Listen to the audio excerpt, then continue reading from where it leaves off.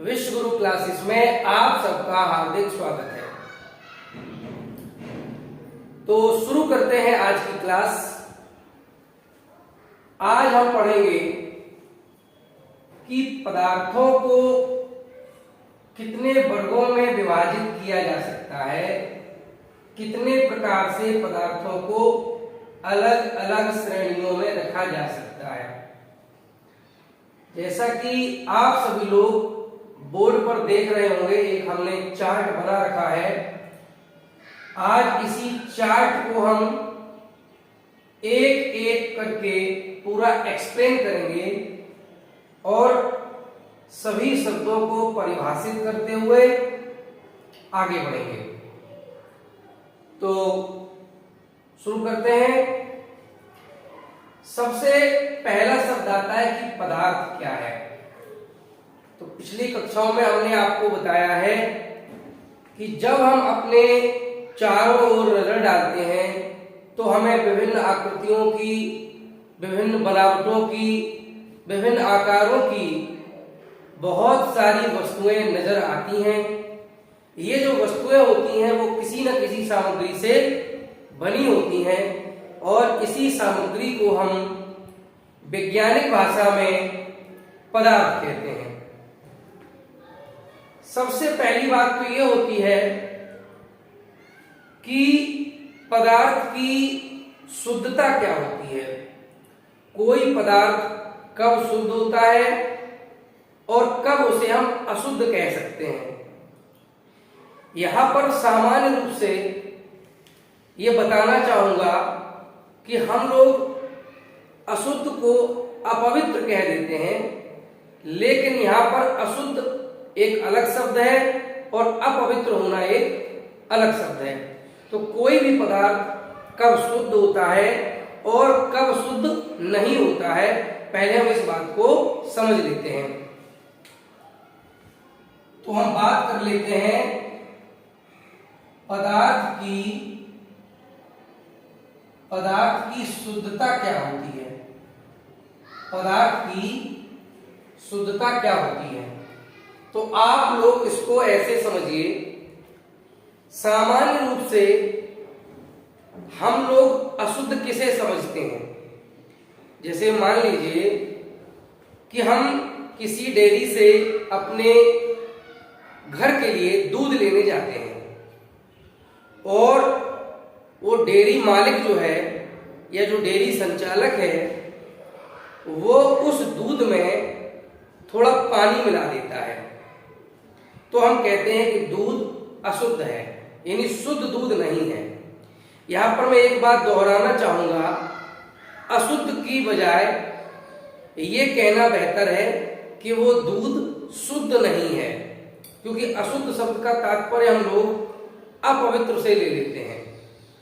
तो जब डेयरी संचालक दूध में थोड़ा पानी मिला देता है तो हम कहते हैं कि दूध शुद्ध नहीं है, और यदि वो दूध में पानी नहीं मिलाता है तो हम कहेंगे कि दूध शुद्ध है। अर्थात हमारे हिसाब से जो पदार्थ हम लेने गए हैं, यदि उस पदार्थ में किसी दूसरे पदार्थ की मौजूदगी है तो वो शुद्ध नहीं है। लेकिन वैज्ञानिकों का मत अलग है। वैज्ञानिकों के हिसाब से दूध एक शुद्ध पदार्थ नहीं हो सकता। क्यों नहीं हो सकता? क्योंकि दूध में यदि हम देखें तो क्या क्या मिला है। दूध में आपके क्या क्या मिला है? एक तो जल होता है, प्राकृतिक रूप से ही दूध में जल होता है, इसीलिए तो दूध तरल होता है। दूसरा, आप ऐसे भी समझ सकते हैं कि जब दूध को हम उबालते हैं, उसको खोया बनाते हैं, तो लगातार बाष्पीकरण होता रहता है। तो ये बाष्पीकरण किस चीज का हो रहा है? उस दूध में जो जल की मात्रा मौजूद है वो जल लगातार बाष्पीकृत होता है, वो लगातार भाप बनता रहता है। तो दूध में जल स्वाभाविक रूप से मौजूद होता है। और दूध में क्या होता है? दूध में फैट होती है, वसा होती है, और दूध में क्या होता है? प्रोटीन होता है, और भी और भी तमाम प्रकार के पोषक तत्व जो होते हैं वो दूध में मौजूद होते हैं। तो मेरे हिसाब से जो हम लोग उपयोग करते हैं दूध का, उसके हिसाब से दूध शुद्ध है, लेकिन वैज्ञानिक मत के अनुसार दूध एक शुद्ध पदार्थ नहीं है। क्यों नहीं है? क्योंकि इसमें जल मौजूद है, वसा मौजूद है, प्रोटीन मौजूद है और अन्य पोषक तत्व मौजूद है। अर्थात दूध जो होता है वो एक मिश्रण होता है। क्या होता है? मिश्रण होता है। यह शुद्ध पदार्थ नहीं होता है। क्यों? क्योंकि इसमें तमाम प्रकार के कणों की मौजूदगी है। जल के कण होंगे, वसा के कण होंगे, प्रोटीन के कण होंगे और अन्य पोषक तत्वों के भी कण होंगे। तो तमाम प्रकार के कणों से मिलकर के दूध बन गया। अर्थात दूध एक मिश्रण होगा, न कि शुद्ध पदार्थ। तो इससे हम एक निष्कर्ष निकाल सकते हैं, अगर हम वैज्ञानिक मत के हिसाब से देखें तो शुद्ध पदार्थ का मतलब होता है सभी कणों की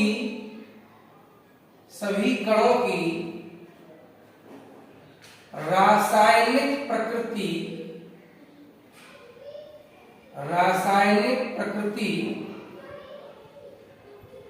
एक समान होनी चाहिए।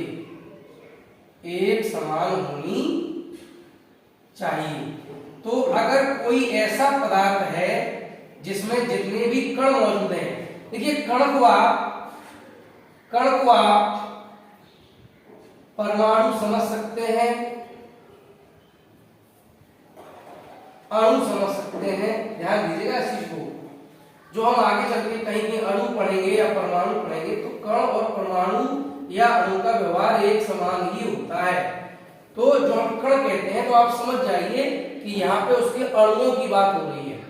तो शुद्ध पदार्थ में सभी कणों की रासायनिक प्रकृति एक समान होनी चाहिए। क्योंकि यहाँ पे जल की रासायनिक प्रकृति अलग है, जो वसा है इसके कणों की रासायनिक प्रकृति अलग है, प्रोटीन के कणों की रासायनिक प्रकृति अलग है। तो हम ये कह सकते हैं कि दूध में जितने भी कण मौजूद हैं उन सबकी रासायनिक प्रकृति एक जैसी नहीं है। इसलिए दूध जो है एक शुद्ध पदार्थ नहीं है, बल्कि एक मिश्रण है। तो ये तो बात थी कि पदार्थ की शुद्धता क्या होती है। तो कोई पदार्थ शुद्ध है या नहीं है, तो इसका वैज्ञानिक अगर आधार देखा जाए तो ये होता है कि उस पदार्थ में जो कण उपस्थित हैं उन सबकी रासायनिक प्रकृति एक समान है या नहीं है। अब बात करते हैं पदार्थों को हम कितने आधारों पर बांटकर पढ़ सकते हैं। तो सबसे पहली बात आती है कि पदार्थों का यदि हम विभाजन करें तो हम 3 श्रेणियों में उसको विभाजित कर सकते हैं। 3 श्रेणियों में हम पदार्थ को बांट सकते हैं। पहली श्रेणी है तत्व। अब तत्व क्या होता है तो देखिएगा, जितने भी शुद्ध पदार्थ होते हैं, जितने भी शुद्ध पदार्थ होते हैं वो या तो तत्व होते हैं या यौगिक होते हैं। शुद्ध पदार्थ या तो तत्व होते हैं या यौगिक होते हैं। यानी मिश्रण जो होता है वो एक शुद्ध पदार्थ नहीं होता। क्यों? थोड़ा समझिए।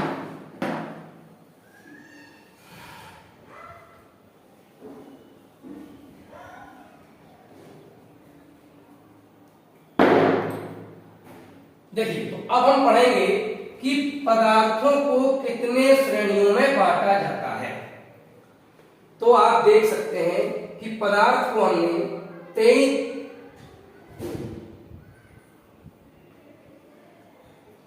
तो अब हम समझेंगे कि पदार्थ को कितनी श्रेणियों में बांटा जा सकता है। तो आप देख सकते हैं कि हमने पदार्थों को 3 श्रेणियों में बांटा है। पहली श्रेणी तत्व, दूसरी यौगिक, तीसरी मिश्रण। तत्व क्या होता है? जब कोई भी पदार्थ ऐसा होता है जिसमें एक ही प्रकार के कण पाए जाते हैं, एक ही प्रकार के कण पाए जाते हैं और इन कणों की भौतिक प्रकृति भी समान होती है।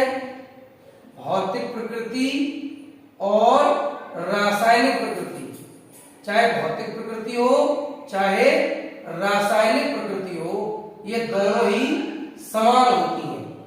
एक ही प्रकार के कण मौजूद हों और उनकी भौतिक प्रकृति और रासायनिक प्रकृति, यानी रासायनिक रूप से जो उनका व्यवहार होता है या भौतिक रूप से रूप, रंग, आकार, ये सब आते हैं भौतिक में, तो ये दोनों ही प्रकार की जो प्रकृतियां हैं वो समान हो, तो ऐसे पदार्थ को हम कहते हैं तत्व।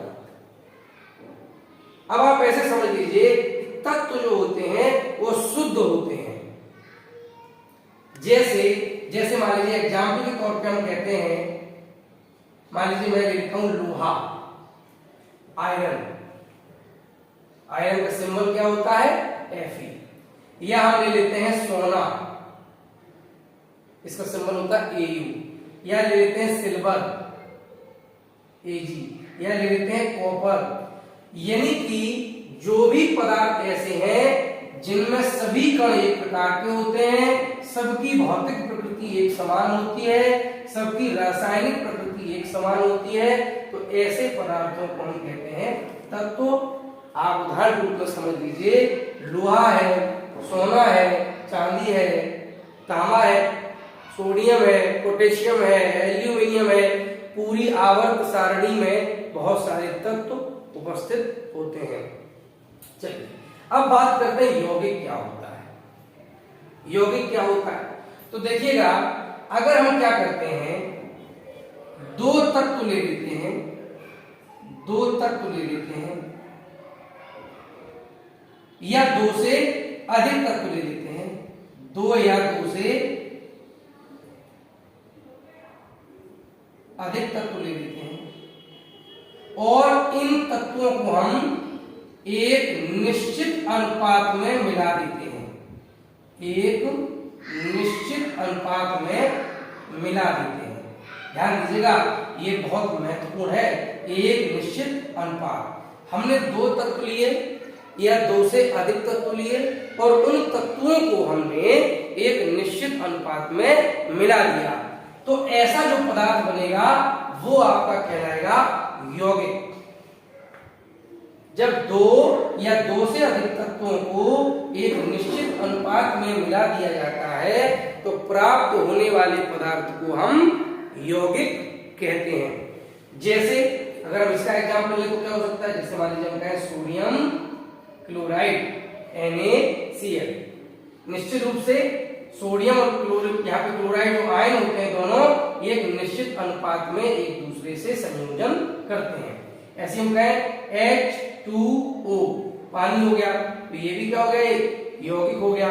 इसमें हाइड्रोजन भी है और ऑक्सीजन भी है, तो दो तत्व हो गए। तो यौगिक के लिए ये जरूरी होता है कम से कम दो तत्व हो या दो से अधिक तत्व हो। तो दो या दो से अधिक तत्व जब निश्चित अनुपात में मिला दिए जाते हैं तो हम ऐसे पदार्थ को यौगिक कहते हैं। जब एक ही प्रकार के सभी कण हो, उनकी भौतिक प्रकृति समान हो, उनकी रासायनिक प्रकृति समान हो, तो हम ऐसे पदार्थों को तत्व कहते हैं। तत्व शुद्ध अवस्था में पाए जाते हैं। यौगिक भी शुद्ध होते हैं, जैसे NaCl, तो इसमें जो सोडियम क्लोराइड का अणु है तो सारे अणु किसके होंगे, सोडियम क्लोराइड के होंगे, लिहाजा हम कह सकते हैं कि यौगिक भी शुद्ध होते हैं। अब तीसरी श्रेणी आती है मिश्रण। तो मिश्रण कब बनता है, जब हम क्या करते हैं, दो तत्व लें या दो से अधिक तत्व लें, दो या दो से अधिक तत्व लें, दो या दो से अधिक तत्व लेते हैं और हम इनको क्या करते हैं, अनिश्चित अनुपात में मिला देते हैं, अनिश्चित अनुपात में मिला देते हैं।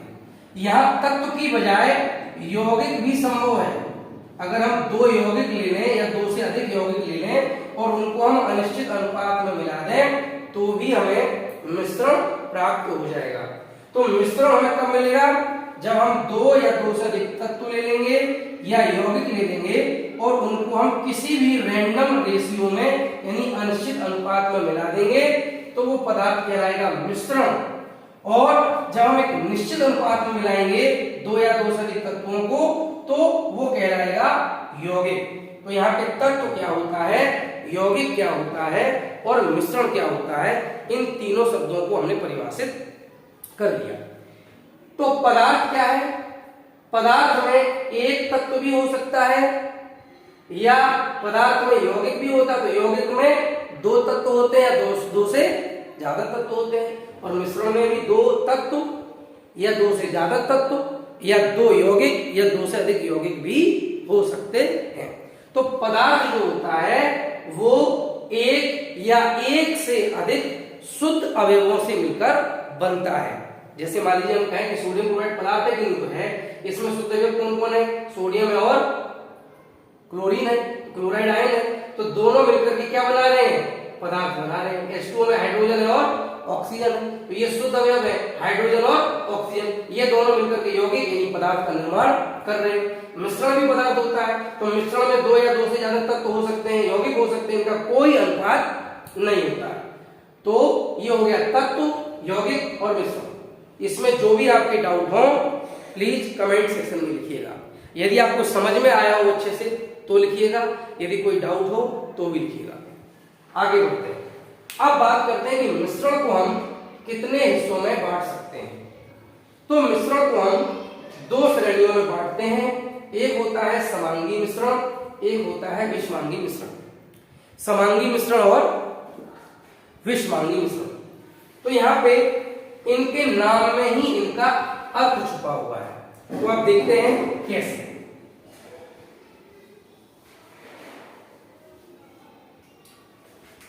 सबसे पहली बात करते हैं समांगी की। समांगी, तो अगर आप समांगी शब्द का संधि विच्छेद करें तो हो जाएगा सम धन अंगी, यानी सारे हिस्से में इसका संगठन जो होगा, इसका जो वितरण होगा कणों का वो एक समान होगा, इसे हम कहेंगे समांगी। और विषमांगी में क्या हो जाएगा, विषम धन अंगी, यानी जो घटकों का वितरण होगा वो एक समान नहीं होगा। तो इसकी सीधी सी एक परिभाषा हो जाएगी क्या, कि ऐसा मिश्रण, अगर हम बात करते हैं समांगी मिश्रण की, तो समांगी मिश्रण क्या होगा, वह पदार्थ या वह मिश्रण,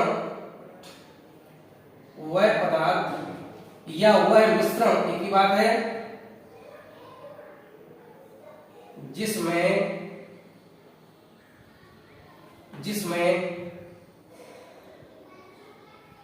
घटकों का वितरण एक समान हो, घटकों का वितरण एक समान हो। यह हम क्या कह सकते हैं, यह हम कह सकते हैं कि जिसके प्रत्येक हिस्से का संगठन एक समान हो, संगठन एक समान हो। तो समांगी मिश्रण के लिए क्या जरूरी है कि जो घटक है, घटक माने जिनसे मिलकर वो मिश्रण बना है, उनका वितरण एक समान हो। घटकों के वितरण को ही हम संगठन कहते हैं। प्रत्येक हिस्से का संगठन एक समान हो। अब इसको हम उदाहरण के रूप में समझते हैं तो आसानी से समझ में आ जाएगा। जैसे मान लेते हैं कि हम एक गिलास में पानी भर लेते हैं और पानी भर के इसमें हम कुछ चीनी या नमक, चीनी भी ले सकते हैं और नमक भी ले सकते हैं, मिला देते हैं और इसको थोड़ी देर चलाने के बाद देखते हैं कि ये चीनी इसमें पूरी तरह से घुल जाती है। जब ये चीनी पूरी तरह से घुल जाएगी तो ये एक मिश्रण बन जाएगा। क्यों? क्योंकि ये चीनी जो है वो आपने निश्चित अनुपात में नहीं मिलाई है, आपने एक अपने अनुमानित तरीके से थोड़ी कम चीनी या ज्यादा चीनी डाल करके इस चीनी को इसमें हम घोल दिया है। मतलब हमने चीनी की मात्रा कोई नाप तोल करके या कोई निश्चित मात्रा नहीं दी है। तो निश्चित रूप से ये एक मिश्रण होगा, ये एक मिश्रण होगा। अब मिश्रण होगा तो कैसा होगा? तो यहाँ पे आप देखिएगा कि अगर हम क्या करते हैं, इसमें से एक घूंट कोई पी लेते हैं, एक सिप हम ले लेते हैं शरबत का, चीनी का घोल मतलब शरबत बन गया, इसको हम थोड़ा सा पीते हैं, तो हम देखेंगे कि जो हमें स्वाद मिलेगा या जो भी हमें उसका एक व्यवहार मिलेगा, अगले सिप में अगले घूंट में वही व्यवहार मिलेगा। या हम इसमें से कितने भी छोटे छोटे हिस्से निकाल लेंगे, हर हिस्से का जो व्यवहार होगा, हर हिस्से में एक समान रूप से हमें घटकों का वितरण प्राप्त होगा, यानी बराबर मिठास होगी। यदि इसमें हम नींबू मिला देते तो नींबू का गुण क्या होता है?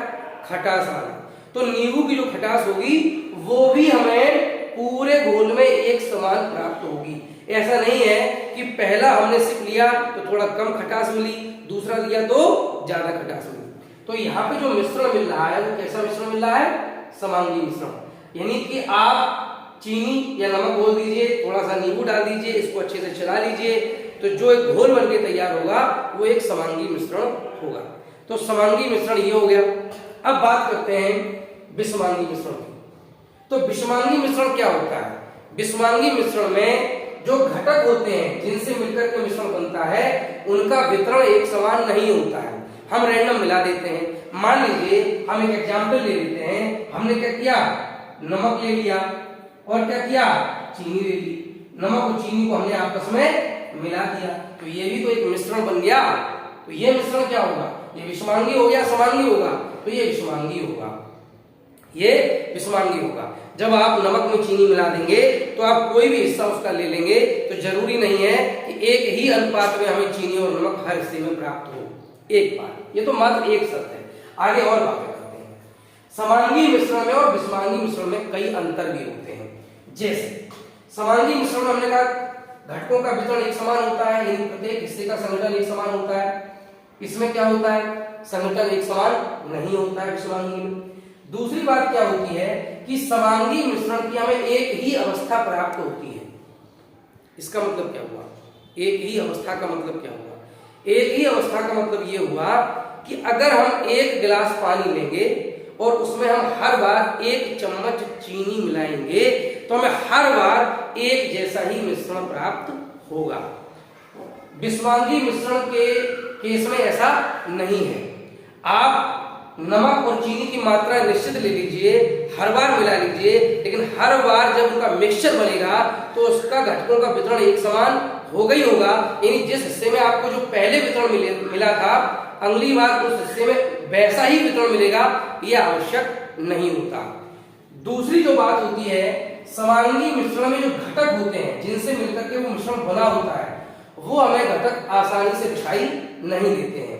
जैसे यहाँ पे चीनी के घोल में क्या हो रहा है?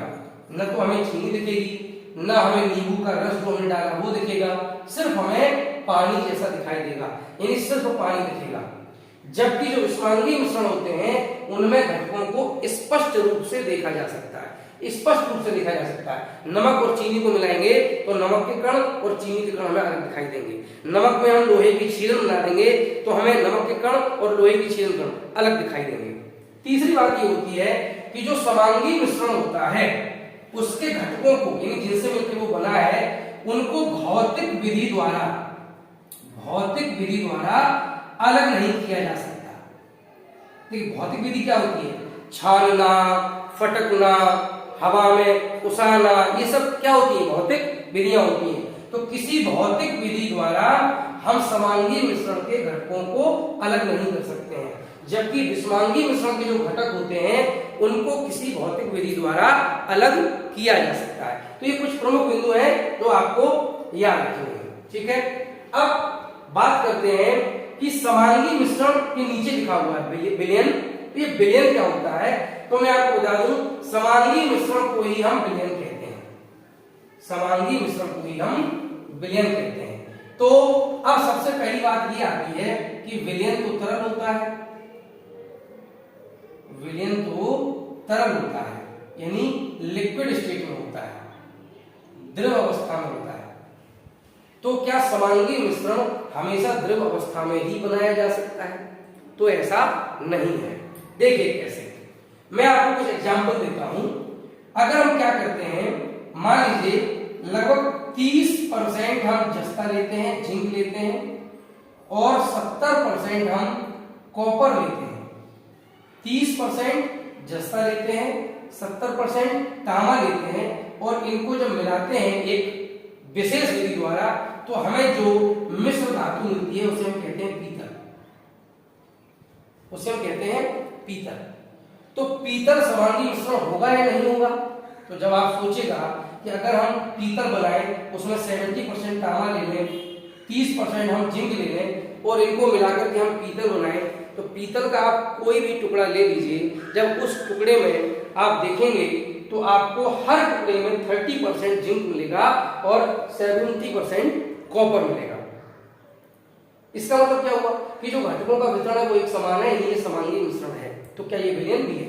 जी हाँ, ये विलयन भी है।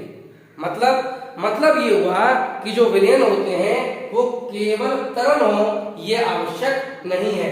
विलयन जो होते हैं वो ठोस भी होते हैं, विलयन ठोस भी होते हैं, विलयन द्रव भी होते हैं, और विलयन गैस भी होते हैं। एग्जाम्पल, अगर हम ठोस विलयन की बात करें तो जो सामने आपके एग्जाम्पल लिखा हुआ है पीतल का, ये एक ठोस विलयन का उदाहरण है।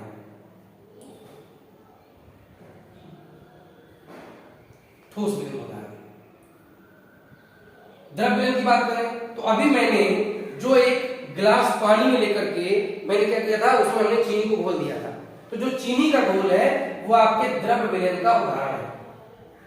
गैस विलयन में सबसे अच्छा एग्जाम्पल है वायु, हमारी वायु, हमारी हवा, ये गैस विलयन है।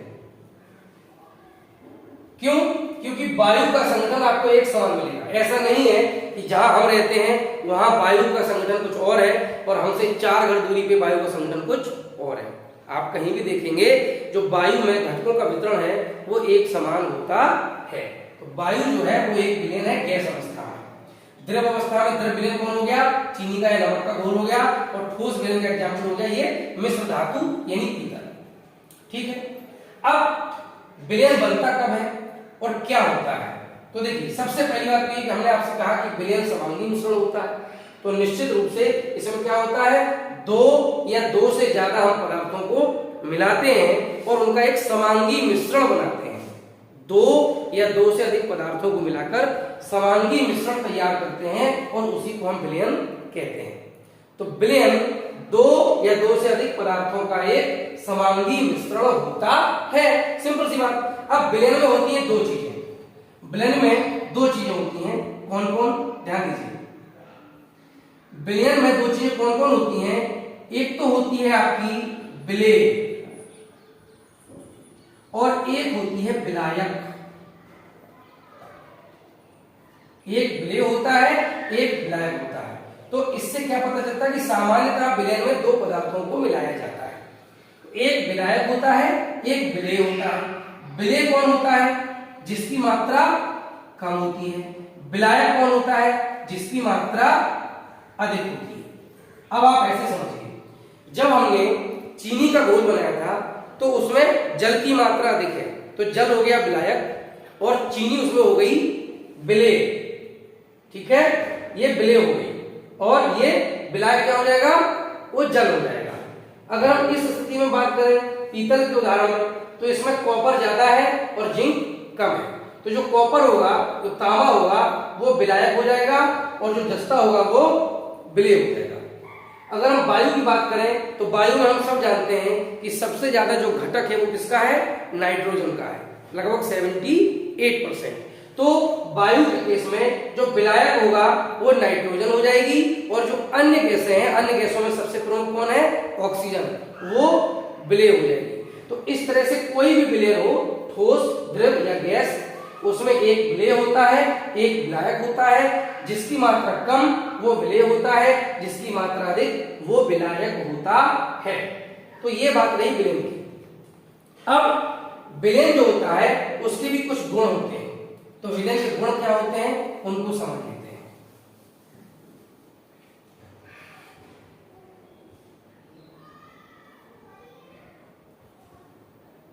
विलयन के गुण, तो देखिए सबसे सबसे पहली बात तो यही आती है, हमने आपसे कहा कि समांगी मिश्रण ही विलयन होता है।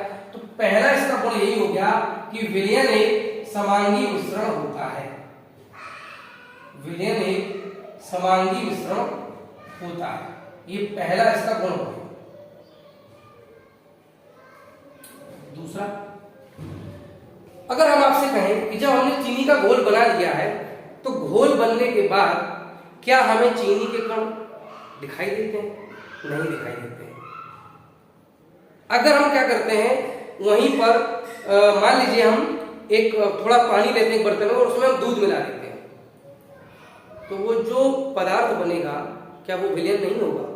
वो भी तो समांगी मिश्रण होगा, तो वो विलयन बन गया। लेकिन उसमें हमें दूध के कण दिखाई देते हैं, तो फिर क्या दूध भी विलयन है? तो दूध एक विलयन नहीं है, बल्कि दूध एक कोलाइड है। क्या है? कोलाइड है। हम बताएंगे कोलाइड क्या होता है। चलिए, तो यहां पर बात कर रहे हैं विलयन की, तो विलयन समांगी मिश्रण होता है। दूसरी बात यह है कि जो विलयन के कण होते हैं, जो विलयन के कण होते हैं वो अति सूक्ष्म होते हैं। अति सूक्ष्म, बहुत छोटे होते हैं। कितने छोटे? इनकी जो कोटि होती है 1 नैनोमीटर। 1 नैनोमीटर का मतलब होता है 10⁻⁻9 मीटर। 1 नैनोमीटर का मतलब 10⁻�9 मीटर। यानी जो कण होते हैं वो इतने छोटे होते हैं कि उनका जो व्यास होता है वो व्यास 1 नैनोमीटर या इससे, यानी नैनोमीटर या इससे कम ही होता है। तो कण बहुत सूक्ष्म होते हैं, और इतने सूक्ष्म कण होने के कारण जब वो घुल जाते हैं तो हमें विलयन में कहीं कोई कण नजर नहीं आते। तीसरा गुण क्या होता है विलयन का? तीसरा गुण ये होता है कि हमें प्रकाश का मार्ग दिखाई नहीं देता है। किसके अंदर? विलयन के अंदर प्रकाश का मार्ग दिखाई नहीं दिखाई देता है। अब इसको थोड़ा समझिए, इसका मतलब क्या हुआ। देखिए, मान लीजिए कि आप एक कमरे में बैठे, एकदम अंधेरा है उस कमरे में, और उस कमरे में कहीं से एक छोटी सी कोई जगह खुली हुई है, कोई छोटा सा छिद्र है जहां से सूरज की रोशनी आती है, सूरज का प्रकाश आता है बाहर से। तो आप देखेंगे कि उस अंधेरे से कमरे में जहां से सूर्य का प्रकाश आ रहा है वहां से हमें एक प्रकाश का रास्ता दिखाई देता है, पूरा आता हुआ प्रकाश दिखाई देता है। लेकिन इस प्रकार की घटना आपको विलयन के अंदर दिखाई नहीं देगी। यानी जब आप चीनी का घोल तैयार करेंगे और आप उसके ऊपर कोई टॉर्च डालेंगे तो टॉर्च का जो प्रकाश आएगा उसका मार्ग आपको विलयन के अंदर दिखाई नहीं देगा। कारण क्या है? कारण यह है कि वो रास्ता दिखता कब है, पहले उस कंसेप्ट को समझिए। होता क्या है कि जैसे मान लीजिए ये बड़े बड़े कण है, मतलब पार्टिकल है थोड़े बड़े से साइज, और यहां से प्रकाश की किरणें आ रही है, बहुत सारी प्रकाश की किरणें आ रही है। तो क्या होगा, ये किरणें इन कणों से टकराएंगी, इन कणों से टकराएंगी तो इन किरणों की जो दिशा है वो इधर-उधर हो जाएगी, यानी ये प्रकाश की किरणें वो फैल जाएंगी। इसे हम कहते हैं प्रकाश का प्रकीर्णन। प्रकाश का प्रकीर्णन। तो जब ये प्रकाश फैलेगा तो इन कणों पर एक चमक सी उत्पन्न होगी, जहां पे टकराएगा एक चमक उत्पन्न होगी, और जिसके कारण हमें ये कण चमकते हुए दिखाई देंगे और हमें एक प्रकाश का मार्ग दिखेगा। लेकिन विलयन के केस में क्या हो रहा है, जो कण है वो बहुत सूक्ष्म है, जिसकी वजह से प्रकाश उनसे टकरा करके लौटता नहीं है, यानी फैलता नहीं है, और इसीलिए हमें विलयन के अंदर प्रकाश का मार्ग दिखाई नहीं देता है। अब आगे बात करें हम कि विलयन क्या होता है, हमने आपको बता दिया। कोलाइड की बात आई थी, बस विलयन और कोलाइड में एक अंतर होता है कि इसमें समांगी मिश्रण तो ये भी होता है, लेकिन जो कोलाइड के कण होते हैं वो सूक्ष्म इतने अधिक नहीं होते जितने विलयन के, यानी उनका जो आकार होता है वो नैनोमीटर से बड़ा होता है, और आकार बड़ा होने के कारण जब हम कोई कोलाइड विलयन तैयार करते हैं तो उसमें हमें विलय के कण नजर आते हैं। जैसे आप पानी में जब नील मिलाते हो तो पानी नीला हो जाता है, पानी में दूध मिलाते हो तो पानी सफेद सा हो जाता है, यानी जो हमने विलय मिलाया है उसमें उस विलय के कण उसमें साफ नजर आने लगते हैं, तो वो कोलाइड होता है। ठीक, निलंबन माने होता है ऐसा विलय पदार्थ जो उस विलयन में घुलता नहीं है। जैसे मान लीजिए हम क्या करें, मिट्टी को पानी में घोल दें, थोड़ी देर बाद हम क्या देखेंगे कि जो पानी होगा साफ साफ पानी ऊपर, और सारी की सारी मिट्टी तली में बैठ जाएगी। या रेत ले लीजिए मिट्टी की बजाय, ठीक है। तो इस प्रकार, या चौक खड़िया ले लो, चौक के कुछ कण जो है उसमें घोल दो, थोड़ी देर बाद क्या होगा, चौक के सारे कण नीचे बैठ जाएंगे। तो इस तरह से विलयन, कोलॉइड और निलंबन, तीन बातें हमने लिखी हुई है, अलग से बता दी। विलयन में क्या होता है, विलय के कण बहुत सूक्ष्म होते हैं जिससे वो दिखाई नहीं देते हैं। कोलॉइड जो होता है, कोलॉइड जो विलयन बनेगा उसमें विलय के कण विलयन के कणों की अपेक्षा थोड़े बड़े होते हैं, यानी वो दिखाई देते हैं। और निलंबन में क्या होता है, जो विलय होता है वो एक्चुअली घुलता नहीं है पूरी तरह से, वो हाल हाल में हमें घुलता हुआ नजर आता है। जैसे मिट्टी को घोल लो तो मिट्टी घुली हुई नजर आती है, लेकिन थोड़े समय रुकने के बाद जब वो जो भी सॉल्यूशन बनाया आपने, जब वो रिलैक्स स्टेट में आएगा, थोड़ी देर रखा रहेगा, तो आप देखेंगे कि मिट्टी के सारे कण तली में बैठ जाते हैं, तो उसे हम कहते हैं निलंबन। विलयन की एक विशेषता और होती है कि अगर आप विलयन को सोचें कि हम छन्नी से छान लें और उसके बाद में उसमें जो विलय है उसको अलग कर लें, मतलब हमने चीनी का घोल बनाया फिर उसको छान लिया तो चीनी अलग हो गई, ऐसा नहीं होता है। विलयन को आप छान नहीं सकते, छन्नी द्वारा छान नहीं सकते, उसके आप विलय कणों को अलग नहीं कर सकते। जैसे पानी को छाना जाता है वैसे ही पूरा का पूरा चीनी का घोल छन जाएगा, यानी उसमें आपको विलय के कण अलग नहीं। हाँ, तो अभी आप देख सकते हैं कि विलयन को हमने दो भागों में बांटा है, असंतृप्त विलयन और संतृप्त विलयन।